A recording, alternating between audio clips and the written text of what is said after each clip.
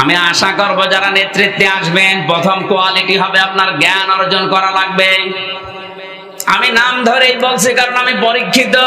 এই বাংলাদেশে কেউ যদি জ্ঞান অর্জনের মাধ্যমে নেতৃত্বের গুণাবলী অর্জন করতে চান, আপনি ছোটবেলা থেকে যদি কোন স্কুল কলেজ বিশ্ববিদ্যালয়ে না পড়ে থাকেন, বাংলাদেশ জামাত ইসলামী একটা টাটকা নির্ভেজাল বিশ্ববিদ্যালয়। আপনি এখানে শুরু করেন, দেখেন রকম পর্যন্ত হতে হলে মনে করবেন আমি ভার্সিটি শেষ করে আসলাম। আপনাকে আমি আহ্বান জানাচ্ছি একটু এসে দেখেন।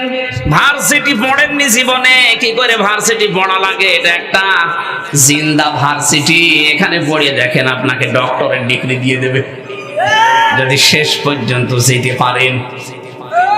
অনেক কঠিন কাজ এটা, তবুও সহজ হয়ে যাবে যদি প্র্যাকটিক্যাল লাইফে সেট করতে পারেন। 8টা 9টা পয়েন্ট প্রতিদিন পূরণ করা লাগে। 6 মাস একাধারে পূরণ করে দেখেন, আপনার জীবন পাল্টিয়ে যাবে, আমি গ্যারান্টি দিচ্ছি। আমার জীবন পাল্টিয়ে গেছে, এই জন্য বলছি। এজন্য জ্ঞান অর্জন করা লাগবে। ডাক্তার শফিকুর রহমান, অধ্যাপক মিয়া গোলাম পরওয়ার যেমন দুনিয়ার লাইনেও জ্ঞান অর্জন করেছে। আপনি কোন বিষয় নিয়ে যাবেন জানতো? আর আখেরাতের বিষয়গুলো কোনটা নিয়ে যাবেন, তার সামনে কোন সাবজেক্ট দেবেন, প্রত্যেকটাই মনে হয় কম বেশি তার আয়ত্তে আছে।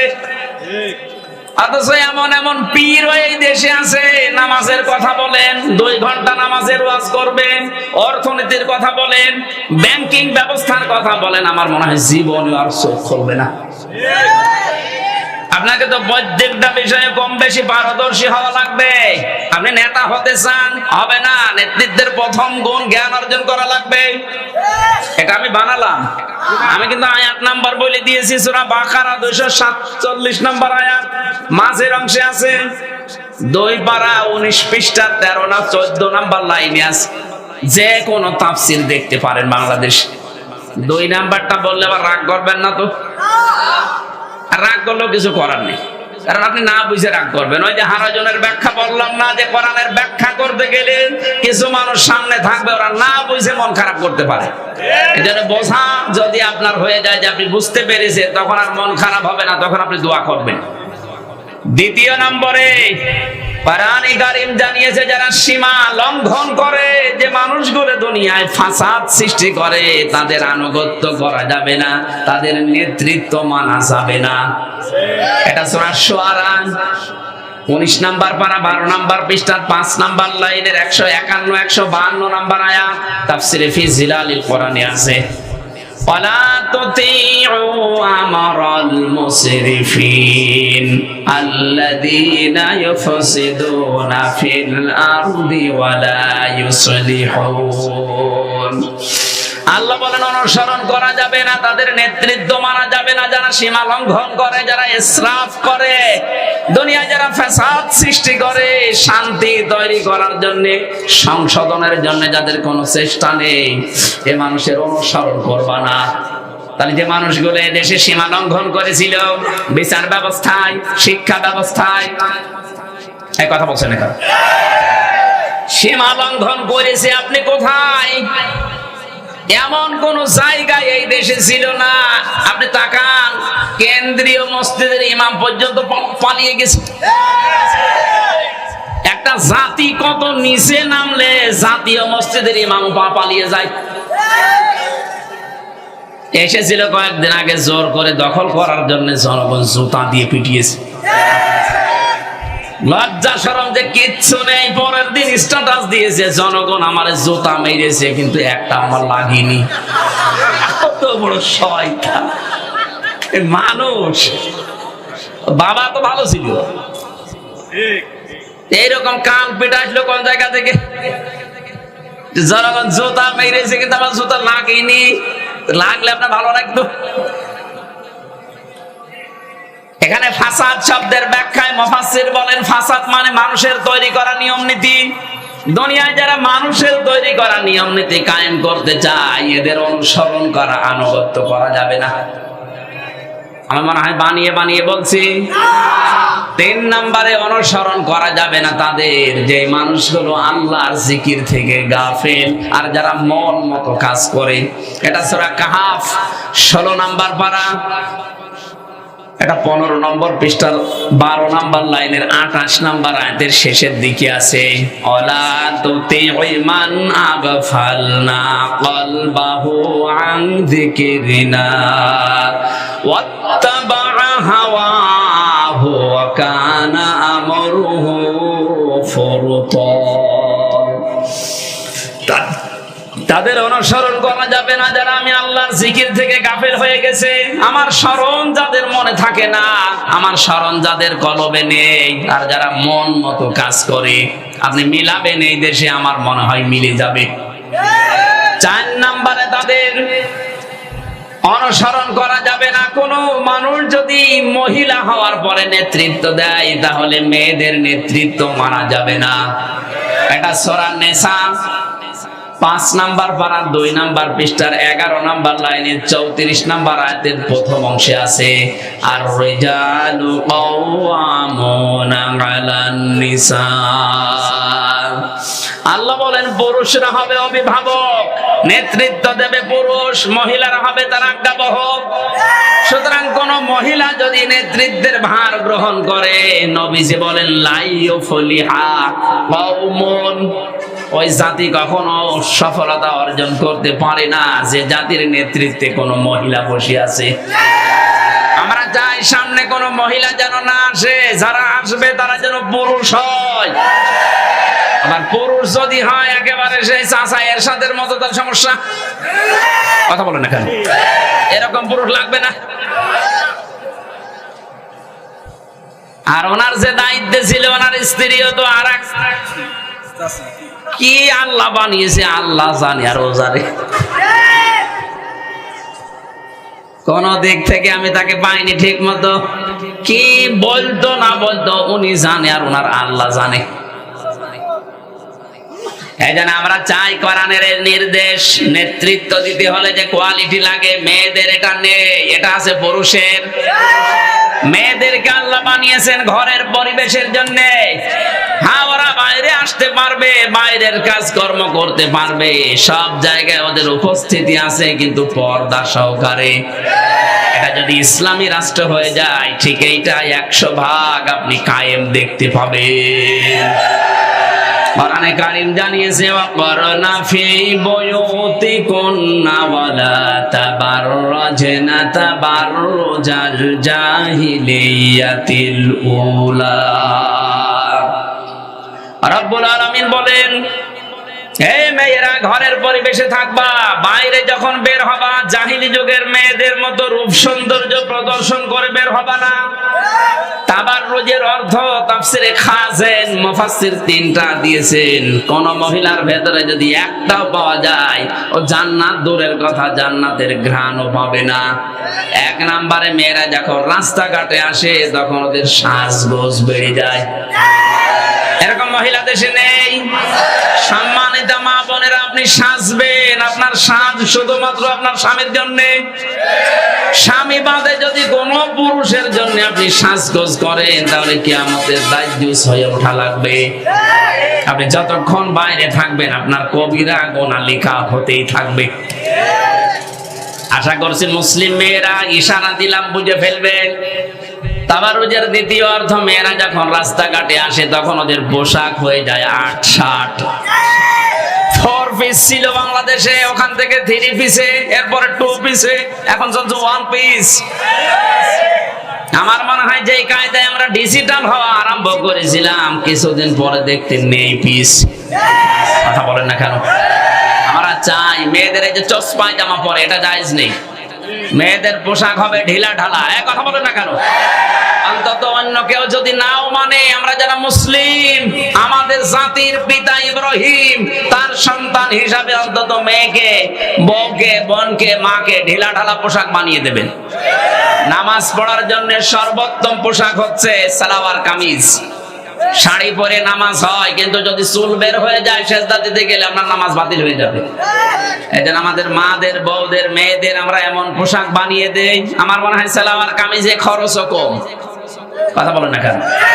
2000 5000 টাকা দিয়ে যদি আপনি শাড়ি কিনতে পারেন, 350 400 500 টাকা দিয়ে সেলার কামিজ বানাতে পারবেন না? নামাজও হবে, পর্দাও রাখা হবে। হঠাৎ যদি কারো সামনে পড়েও যান, পর্দার মতো ফরজ বিধান লঙ্ঘন হবে না। সুবহানাল্লাহ বলতে পারেন না? আশা করছি আমরা যারা শুনলাম এটা যেন স্বামীকে বলি, ভাইকে বলি, বাবাকে বলি যে আমার সেলাওয়ার কামিজ মানিয়ে দাও। উল্টা পাল্টা পোশাক আমার দরকার নেই, পোশাকে আমার জাহান্নামে নিয়ে যাবে। 3 নম্বরে মেয়েরা যখন রাস্তাঘাটে আসে তখন ওদের মাজা ওরা হেলে দুলে চলে, এটা এটাকে হাটে লেখায় নেই। এই যে তাবারুজের যে 3টা অর্থ বললাম, একটাও যদি কারো ভেতরে পান, ওরা জান্নাত দূরের কথা জান্নাতের ঘ্রাণ আর পাবে না। আল্লাহ তুমি আমাদের মেয়েদের, মাদের, বোনদেরকে এই 3টা বিষয় থেকে দূরে থাকার তৌফিক দাও, বলেন আমিন। নেতা হওয়ার 4 নাম্বার 5 নাম্বার কোয়ালিটি কি? এটা বললে আবার ঝামেলায় পড়ে যাব, এখন আর ঝামেলা নেই। সূরা বাকারা 1ম নাম্বার পারা 18 নাম্বার পৃষ্ঠার 4 নাম্বার লাইনের 124 নাম্বার আয়াত। এটা তাফসিরে ইবনে কাসিরে আছে। ওয়াইযিবতালা ইব্রাহিমা রাব্বুহু বিকালিমাতিন ফাআতাম্মাহুন্না। আমি এই আয়াতটার ব্যাখ্যা করেছিলাম গত বছর মনে হয় এই জায়গায়, এখানে না কোন জায়গায় এসেছিলাম না? আমাদের জাতির পিতা যিনি, তাকে আল্লাহ 50টা পরীক্ষা করেছিলেন দুনিয়ায়। আল্লাহ বলেন প্রতিটি পরীক্ষায় হযরত ইব্রাহিম ফার্স্ট ক্লাস ফার্স্ট হয়েছেন। ফাতাম্মাহুন্না, প্রতিটি তিনি পরিপূর্ণ করে দেখিয়েছেন। ওই 50টা পরীক্ষার উপরে গত বছরের আমার আলোচনা ছিল, হয়তো কয়েকটা পয়েন্ট বলার পরে আমার গলা পারেনি, এই জন্য বলিনি। আল্লাহ বলেন 50টা পরীক্ষার সর্বশেষ পরীক্ষায় যখন তিনি উত্তীর্ণ হয়ে গেলেন, আমি তখন তাকে ঘোষণা দিয়েছি, ক্বালা ইন্নী জাইলুকা লিন্নাসি ইমামা। হে ইব্রাহিম, আমি তোমাকে মানব জাতির জন্য নেতা বানিয়ে দিলাম।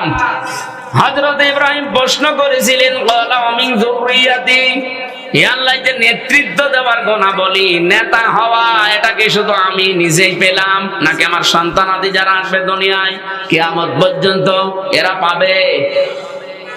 আল্লাহ সাফ জবাব দিয়েছেন, ক্বালা লা ইয়ানালু আহদিজ জালিমিন। এখানে যারা আলেম আছে জিজ্ঞাসা করেন, ইয়ানালু এটা মোজারে, বর্তমান, ভবিষ্যৎ, প্রেজেন্ট, ফিউচার। আল্লাহ বলেন কোন জালেমের জন্য আমার অঙ্গীকার এখন নেই, ভবিষ্যৎ বলতে কিয়ামত পর্যন্ত নেই। এই জন্য যারা জালেম তারা জাতির নেতা হতে পারবে না। জালেমদেরকে নেতা হওয়া জায়েজ নেই। অথচ 15.5 বছরে যারা যত বড় জালেম তারা তত বড় নেতা ছিল। নেতা হওয়ার যে 5টা কোয়ালিটি বললাম, 1 নম্বরে জ্ঞান থাকা লাগবে, 2 নম্বরে সীমা লঙ্ঘনকারী হবে না, 3 নম্বরে আল্লাহর জিকির থেকে, স্মরণ থেকে যে গাফেল হবে না, 4 নম্বরে কোন মহিলা নেতা হতে পারবে না, 5 নম্বরে কোন জালেম নেতৃত্ব দিতে পারবে না। এই 5টার বাইরে যাদের গুণ আছে আল্লাহ তাদেরকে নেতৃত্বের আসনে যেন বসিয়ে দেন, বলেন আমিন। আমরা কোরআনে কারীম থেকে একটা মাত্র আয়াত পড়েছি। আমার যতটুকু কোরআনের উপরে স্টাডি আছে, জ্ঞান আছে, এই আয়াতটা যদি আমার মরণ পর্যন্ত আলোচনা হয়, মরণ এসে যাবে তাও শেষ হবে না। এত কথা আল্লাহ এর ভেতরে লুকিয়ে রেখেছেন। তাফসীরুল কোরআন মাহফিল লিখে দিয়েছেন, আমরা তাফসীর আকারে এখান থেকে একটু বের করি, নাকি চলে যাবেন? আমার ডাক্তাররা 10টা পর্যন্ত বলেছিল যে 10টার পরে মাহফিল আর কথা বলবেন না, কিন্তু এখন তো 10:20 বাজে, আমরা আরেকটু চালাই নাকি? আরেকটু আগে তুললে ভালো হতো, আপনারা মেহমান বেশি রেখে ফেলেছে। সূরা শূরা থেকে পড়েছি 13 নম্বর আয়াত, 53টা আয়াত আছে, মাত্র একটা আয়াত পড়েছি। খুব সংক্ষেপে তাফসীর যেভাবে করে আমি শুরু করছি। 1ম নম্বরে নামকরণ সূরা শূরা। শূরা শব্দের প্রথম অর্থ হচ্ছে পরামর্শ। শূরা মানে, আরো জোরে বলেন। কোরআনের প্রতিটি শব্দ গবেষণামূলক, যেটা নিয়ে চিন্তা ভাবনা করবেন ওইটাই আপনাকে জান্নাতের পথ দেখিয়ে দেবে। এটা একটা নামকরণ সূরা। সূরা মানে কি বললাম? আরো জোরে বলেন। অথচ 15.5 বছরে শুধু একক সিদ্ধান্তে দেশ চালিয়েছে পরামর্শ ছাড়া। এই জন্য তো অবস্থা। যদি পরামর্শ করে করতো আমার মনে হয় দেশটা এত তলা নিতে যেত না। কত কোটি কোটি টাকা পাচার করে নিজের নামে, ভাইয়ের নামে, বোনের নামে, মেয়ের নামে, বোনের মেয়ের নামে, বোনের ছেলের নামে দেশটা একেবারে ঝাঁঝরা করে ফেলেছে। যারা পৃথিবীর ময়দানে উন্নয়নমূলক কাজ করবে, উন্নতি করবে, এই মানুষগুলোর ভেতর থেকে আল্লাহ ভয় তুলে দেবে। আর যারা উন্নয়নের নাম নিয়ে দুর্নীতি করবে, এদের ভেতরে হাজারো ভয় আল্লাহ ঢুকিয়ে দেবে। আমি এটা বানিয়ে বললাম। বিশ্বনবী যেদিন নবুয়ত পান, ওইদিন তিনি স্ত্রীর কাছে এসে বলেছিলেন, জাম্মেলুনি জাম্মেলুনি ইয়া খাদিজা, আমি ভয় পেয়েছি, আমারে ঢেকে দাও, আমার জীবনের উপরে আশঙ্কা হচ্ছে, না জানি আমি মরে যাই কিনা। হযরত খাদিজা ওই দিন স্বামীকে 5টা কথা বলেছিলেন। ও বাংলার মুসলমানেরা হিয়া খেয়াল করেন, খাদিজা বলেছিলেন, কাল্লা আল্লাহি মা ইখজিকাল্লাহু আবাদান, হে স্বামী ভয় পাবেন না, কখনো আল্লাহ আপনাকে ভয় দেখাতে পারেন না। কারণ 1 নম্বরে হচ্ছে ওয়া তাহমিলুল কাল্লা, আপনি মানুষের বোঝা বহন করেন, সে ঋণের বোঝা হোক, কষ্টের বোঝা হোক, দুঃখের বোঝা হোক, যত রকমের বোঝা দুনিয়ায় আছে এই বোঝাগুলো আপনি তো বহন করেন। এই জন্য দুনিয়াতে যারা মানুষের বোঝা বহন করে, সে কষ্টের বোঝা হোক, ঋণের বোঝা হোক, দারিদ্রতার বোঝা হোক, যত রকমের বোঝা দুনিয়ায় আছে, এই বোঝা যারা দুনিয়াতে মানুষের বহন করবে, হালকা করে দেবে, আল্লাহ তার ভেতর থেকে ভয় দূর করে দেবে। অথচ যিনি পালিয়েছে, কত রকমের বোঝা এই দেশে দিয়ে গেল, আপনি তাকান। 2780 জন মানুষ এখন হাসপাতালের বেদে কাতরাচ্ছে। এই 2024 সালের 5ই আগস্টের এই স্বাধীনতা অর্জন করার জন্য এই মানুষগুলো এখন তার পরিবারের কাছে, সমাজের কাছে, দেশের কাছে বোঝা। কথা বলছেন না? 1000 না 1760 জন মানুষ শহীদ হয়েছে সরকারি তালিকা। এই মানুষগুলোকে আপনি বোঝা বানিয়ে দিলেন তার পরিবারের জন্য। সে একটা কর্মক্ষম ছেলে আবু সাইদ, তাকে আপনি হত্যা করার মাধ্যমে এই দেশে তার পরিবারের কাছে আপনি বোঝা বানিয়ে দিলেন। কয়েকদিন আমি আগে গিয়েছিলাম রংপুরে আবু সাইদের কবরে, তার বাবা হাউমাউ করে কাঁদছিল। আমার ছেলেটা কর্ম কেবল শিখবে, লেখাপড়া শেষ করে, আমি একটা ভরসা করেছিলাম, অথচ আমাকে একটা বোঝার ভেতরে ফেলে দিলেন।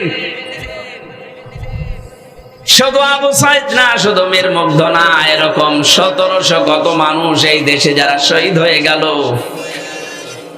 কোটি কোটি টাকা এই দেশ থেকে পাচার করে এই দেশটাকে ঋণের বোঝা আপনি দিয়ে গেলেন। এখন একটা ছেলে মেয়ে যদি এই দেশে জন্ম নেয়, সে 1 লাখ টাকা মাথার উপরে ঋণ।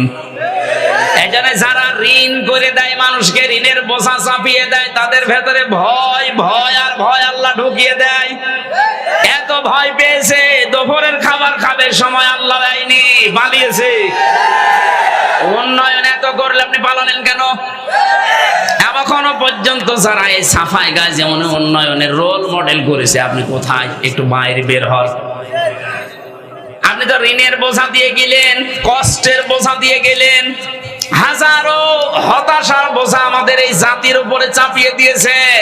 এই জন্য আপনার এত ভয়, কাউকে বিশ্বাস করে না, পরামর্শ করে কাজ করা না, উনি যা মনে যায় একক সিদ্ধান্তে করবে, এটা কোরআনের নির্দেশ না। 2 নম্বরে শোরা মানে সংসদ। শোরা মানে কি? 15.5 বছরের সংসদ ছিল, বলেন কিসের সংসদ ছিল? মমতাজের মতো মানুষ গান বলতো, এই সংসদ। বাংলার মানুষের রক্ত ঝরানো টাকা দিয়ে সংসদ চলে, আর ওখানে বসে বসে উনি গান শোনে, হাওয়া দেয়। মমতাজের মতো উল্টা পাল্টা মহিলা, আর উনি হাওয়া পেয়ে এরকম তালি দেয়। লজ্জা করে না আপনার? লজ্জা যদি কার না থাকে, আমরা হাদিস পড়েছি, তার ঈমান নেই। এটা আমি বানালাম? যার লজ্জা নেই তার ঈমান নেই, যার ঈমান নেই সে বেঈমান। সুতরাং একেবারে বাংলায় ফতোয়া দেওয়া যাচ্ছে যে উনি বেঈমান। বলেন না, উনি হজ করেছে, আরে ভাই, হজ করলে যদি ঈমান থাকে তাহলে আবু জেহেল হজ করেছিল। হ্যাঁ, আবু জেহেল কাবার সভাপতি ছিল। ও কাবা ঘরের সভাপতি থাকার পরও যদি ও বেঈমান হয়, আপনি 560টা মডেল মসজিদ কেন 5 লক্ষ মসজিদ বানালো, আপনি বেঈমান। আমি আপনাকে বলছি না, এরকম কাজ যারা করবে। আমরা শুনতাম যে উনি ফজরের নামাজের জন্য যায় নামাজ খোঁজে সকালবেলা উঠে। কেউ কেউ বলতো না ফজর নামাজ পড়ে উনি কোরআন শরীফ পড়ে। এই দুইটা যে পুরা ডাহা মিথ্যা কথা, জনগণ কিন্তু প্রমাণ করেছে।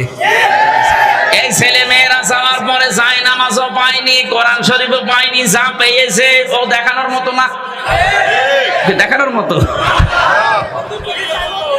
সে যা করতো করতো, আল্লাহ জানার উনি জানে। এই জন্য ঋণের বোঝা যারা দিয়েছেন তাদের উপরে ভয় চাপিয়েছে হামজা। কে? খাদিজা বলতেছে স্বামীকে ভয় পাবেন না, কারণ আপনি তো ঋণের বোঝা, মানুষের কষ্টের বোঝা আরো বহন করেন। যারা বহন করে না, যারা চাপিয়ে দেয়, তাদের ভয়। এরপরে একটা একটা করে বহু কথা তিনি স্বামীকে শুনিয়েছিলেন। সত্যি আমরাও যদি ওইগুলো করতে পারি, আমাদেরও কোনো ভয় থাকবে না। আজ আমি বাস্তবে নাম ধরে বলছি শিক্ষার জন্য। আগস্টের 5 তারিখের পর থেকে আজকের এই অক্টোবরের 17 তারিখ পর্যন্ত একটু মিলান। মানুষের বোঝা বহন করার জন্য ডাক্তার শফিকুর রহমানের মতো একটা মানুষ দিক বিদিক কোন জায়গা থেকে কোন জায়গায় ছুটে যাচ্ছে। আজকে নোয়াখালী, আজকে বরিশাল, কালকে কুষ্টিয়ায়, কালকে যেখানে যাওয়া দরকার সেখানে যাচ্ছে। কার বোঝা একটু হালকা করা যায়। কয়েকদিন আগে আমার কুষ্টিয়াতে প্রায় 16 জন শহীদকে উনি 32 লক্ষ টাকা জামাত ইসলামের পক্ষ থেকে কুষ্টিয়া দিয়েছে। হালকা হলেও কিছু বোঝা ওই পরিবারের একটু নামবে। কথা বলেন না কেন? টাকার মালিক দেশে নেই। কোথায় আপনারা? একটু আসতে পারেন না? যাদের জন্য স্বাধীনভাবে কথা বলতে পারছেন, তারা আজ যে বোঝা হয়ে আছে পরিবারের জন্য, খোঁজ নিয়েছেন কোনদিন? আমার মনে হয় এই দরবেশের মতো মানুষ যারা টাকা পয়সা 1-2 টাকা না, 36,000 কোটি, কারো 32,000, কারো 55,000 কোটি, কারো 75,000 কোটি, এরকম টাকা পয়সা যারা আত্মসাৎ করেছেন, বাইরে পাঠিয়েছেন, এগুলো সব নিয়ে এসে এই মুক্তিযোদ্ধা যারা 2024 সালের 5 আগস্টের পর্যন্ত, এদেরকে এখন সাহায্য করা দরকার। 71 সালের মুক্তিযোদ্ধাদের জন্য যদি এত কিছুর ভাতা তৈরি করা হয়, যে এরাও তো মুক্তিযোদ্ধা। বলেন, শহীদ আবু সাইদ নিজের জীবনটাই দিয়ে গেল। যে অনুপ্রেরণা দেখিয়েছে সারা দেশের মানুষকে, নিজের বুককে একেবারে বন্দুকের সামনে পেতে দিয়ে। এই মানুষগুলোর পরিবারের খবর নেওয়ার দরকার দেশের মানুষের নেই। যারা দায়িত্বে আছে, আমরা আহ্বান জানাবো, এদেশে যত মানুষ শহীদ হয়েছে 5 তারিখের আগ পর্যন্ত আগস্টে, প্রতিটি পরিবারের বোঝা যেন রাষ্ট্রের পক্ষ থেকে হালকা করা হয়। তাহলে এই দেশে ভয় থাকবে না, আল্লাহ ওই ভয় দূর করে দেবে। শোরা মানে সংসদ, সংসদই ছিল না। কথা বলবেন কি? সংসদে যারা বিরোধী দল হিসাবে ছিল, আমরা দেখেছি মানুষ পোষা বিড়াল, যা বলে ও তাই করে। পোষা বিড়ালও এরকম হয় না, তাও মাঝে মাঝে একটু মেউ মেউ করে। আর কি বশ মানিয়েছে আল্লাহ জানে, আর ওরা জানে। এখানে আমরা সাবধান থাকবো। সূরা পড়েছি, কিন্তু সূরা মানে সংসদ, সূরা মানে এমন সংসদ বাংলাদেশের সামনে গঠিত হবে যেখান থেকে জনগণের কথা, অধিকারের কথা বলা যায়। এরকম সংসদ আমরা চাই না। সবচাইতে ভালো সংসদ এই দেশে তৈরি হবে আল্লাহর কোরআন দিয়ে।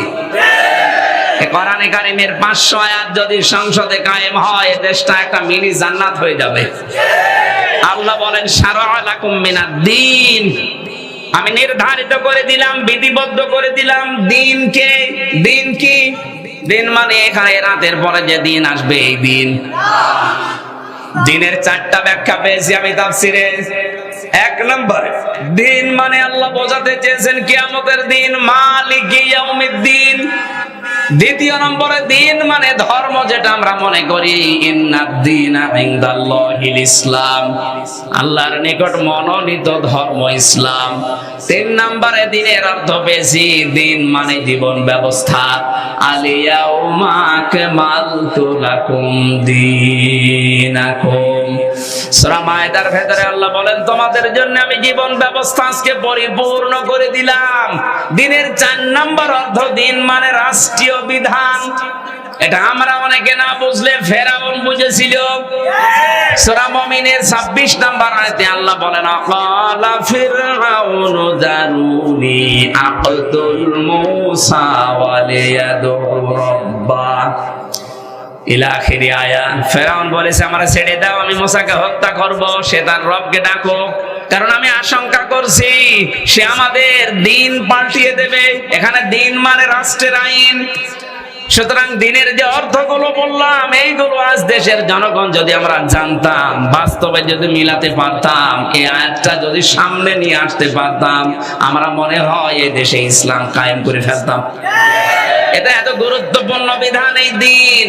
আল্লাহ বলেন হে নবী, আপনাকে না নূহ আলাইহিস সালামকে আমি এই নির্দেশ দিয়েছিলাম, আপনাকেও দিলাম। এমনকি আপনার আগে আমি ইব্রাহিম, মুসা, ঈসা এদেরকেও একই কথা বলেছি, আনাকিমুদ্দিন, যে আমার দিন কায়েম করো। এই কথাটা এত গুরুত্ব দিলেন কেন? পৃথিবীর প্রতিটি নবীর ভেতরে আমরা যতটুকু ইতিহাস জানি, 25টা নবীর ইতিহাস কোরআনে আছে। অন্যান্য লক্ষাধিক নবী আল্লাহ দুনিয়ায় পাঠিয়েছে। ছোট্ট জীবনে আমি যত নবীর জীবনী পড়েছি, তাদের শরীয়তে হয়তো কিছু না কিছু কম বেশি ছিল, কিন্তু প্রতিটি নবীর শরীয়তে এই কথাটা প্রত্যেকটা জায়গায় ছিল, আনাকিমুদ্দিন, দিন কায়েম করো। ওয়ালা তাতাফাররাকু ফি, এই বিষয়ে কোনো মতপার্থক্য করা যাবে না, কোন ফতোয়াবাজি এখানে চলবে না। সুতরাং এদেশে দিন কায়েম করা লাগবে, এইটাই ফাইনাল। এ বিষয়ে কোনো ফতোয়া নেই। হ্যাঁ, মতপার্থক্য আমাদের অন্য বিষয়ে থাকবে। প্রতিটি নবীর ভেতরে শরীয়তে কম বেশি ছিল কিছু কিছু, কিন্তু এ বিষয়ে কোনো কম বেশি নেই। প্রত্যেকের শরীয়ত এইটা, আনাকিমুদ্দিন, দিন কায়েম করো, দিন কায়েম করো।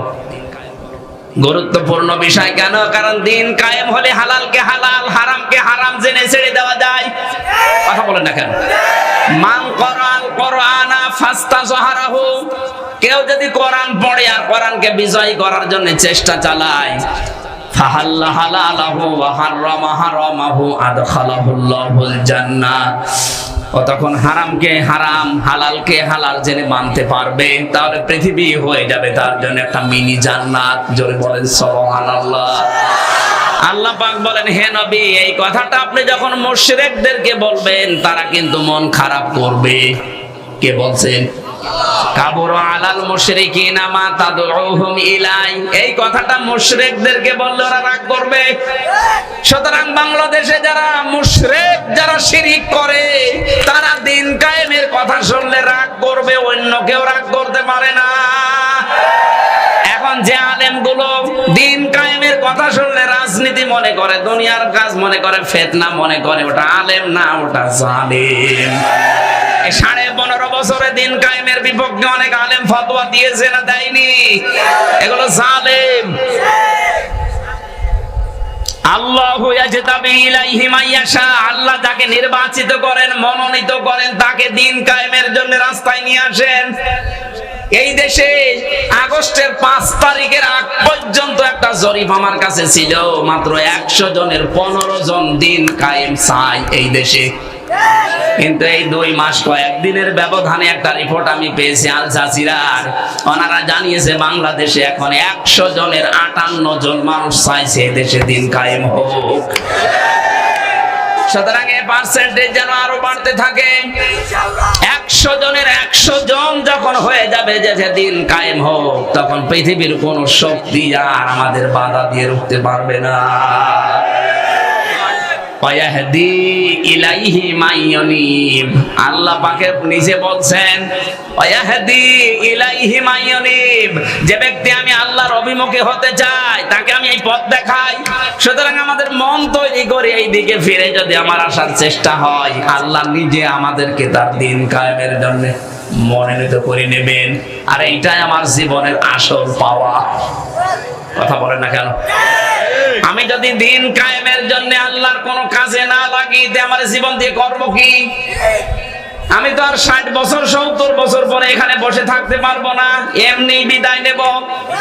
সুতরাং আমাদের উচিত হচ্ছে আমার জীবন, যৌবন, আমার মরণ, আমার যা আছে দুনিয়াতে সব দিন কায়েমের জন্য আমি অক্ষ করে দিলাম।